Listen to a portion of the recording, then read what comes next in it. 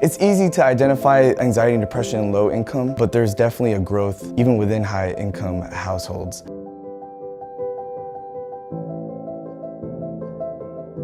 %87% of our students, their families, live below the poverty line.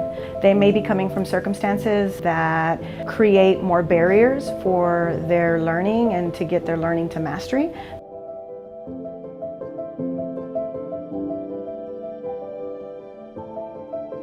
For my students that I work with, my biggest fear is incarceration. So students who were participating in legal activity or who had parents that were incarcerated, they tend to follow that path. I've had a student who had an older sibling, try to do much intervention with her, but she ended up being incarcerated. A year later, her younger brother was incarcerated as well, and their older siblings were also incarcerated and their father was incarcerated.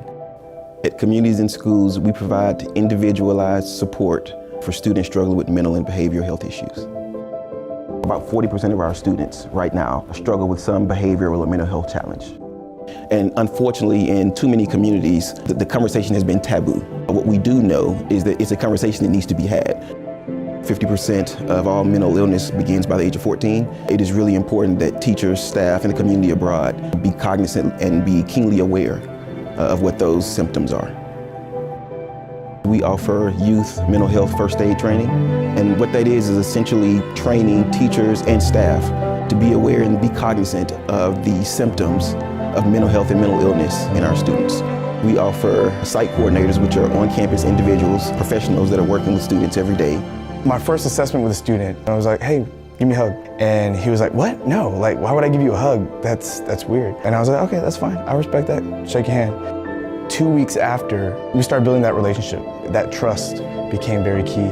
And I remember we were saying bye at the end of the day. And he went in to give me a hug. I just embraced the hug.